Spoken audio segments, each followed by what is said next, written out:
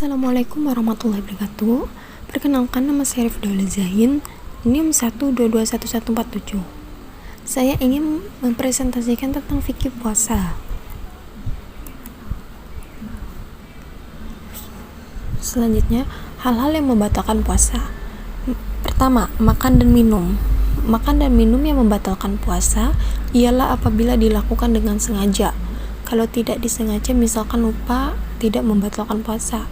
Sabda Rasulullah SAW, barang siapa lupa sedangkan ia dalam keadaan puasa, kemudian ia makan dan minum, maka hendaklah puasa disempurnakan, karena sesungguhnya Allah lah yang memberikan makanan dan minuman.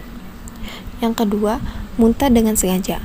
Sekalipun tidak ada yang kembali ke dalam, muntah yang tidak disengaja tidaklah membatalkan puasa.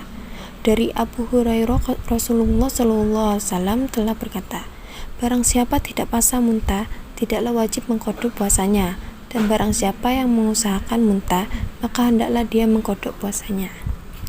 Selanjutnya, ketiga, haid dan nifas. Keluar darah haid atau kotoran, dan nifas atau darah sehabis melahirkan. Dari Aisyah, ia berkata, kami disuruh oleh Rasulullah SAW mengqadha puasa dan tidak disuruh untuk mengqadha sholat. Yang keempat, jima pada siang hari. Firman Allah SAW, dihalalkan kamu pada malam hari bulan puasa bercampur dengan istri-istri kamu. Quran Surat Al-Baqarah ayat 187. Laki-laki yang membatalkan puasanya dengan bersetubuh di waktu siang hari di bulan Ramadan, sedangkan dia berkewajiban puasa, maka ia wajib membayar kafarat. Yang kelima, keluar mani dengan sengaja karena bersentuhan dengan perempuan atau lainnya. Karena keluar mani itu adalah puncak yang dituju orang yang bersetubuh, maka hukumnya disamakan dengan bersetubuh.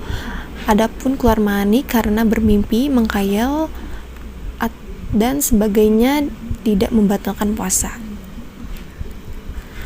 Selanjutnya, qadha puasa. Qadha adalah menggantikan hutang puasa dengan puasa di kemudian hari. Selanjutnya, kafarat dan fidyah.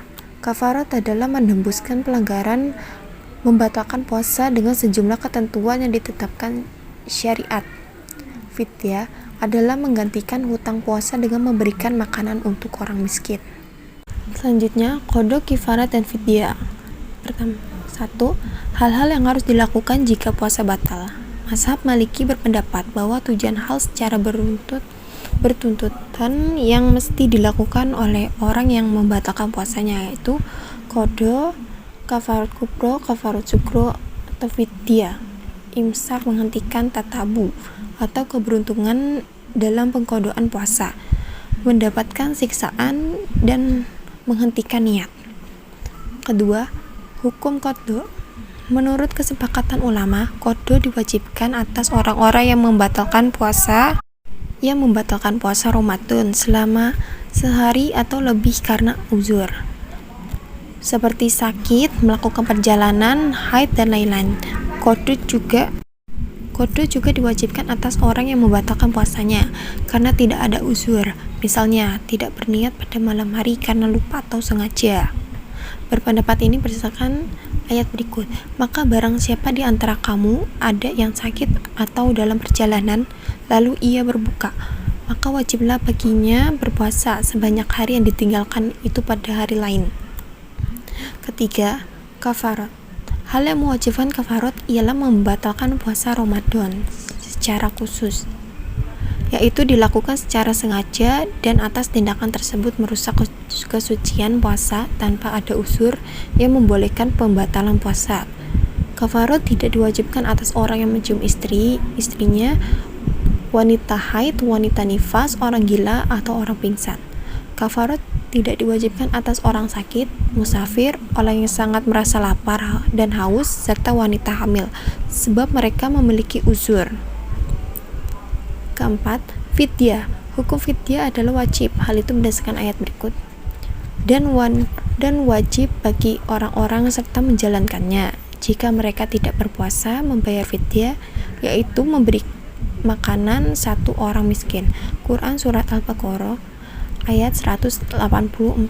Fidyah menurut mazhab Hanafi sebanyak setengah syah biji gandum atau uang senilai itu.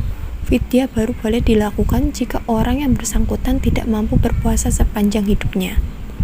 Adapun menurut jumhur, fidyah boleh berupa 1 mud makanan yang mengenyangkan untuk setiap hari.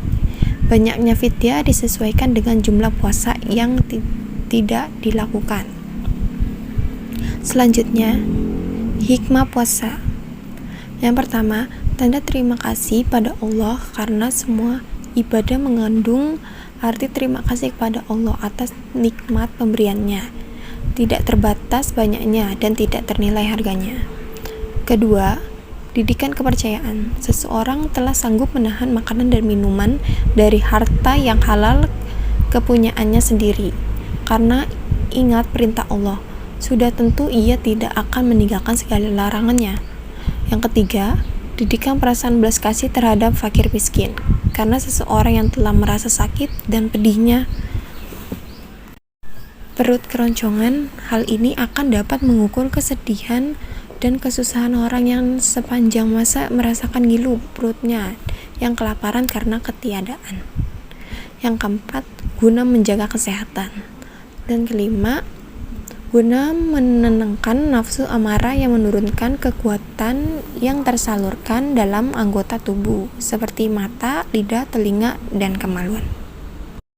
Dan dari presentasi kali ini adalah bahwa dari segi bahasa, puasa berarti menahan dan mencegah dari sesuatu, sedangkan menurut istilah adalah menahan diri dari perbuatan fi'il yang berupa 2 macam syahwat perut dan syahwat kemaluan, serta menahan diri dari segala sesuatu agar tidak masuk perut, seperti obat atau sejenisnya.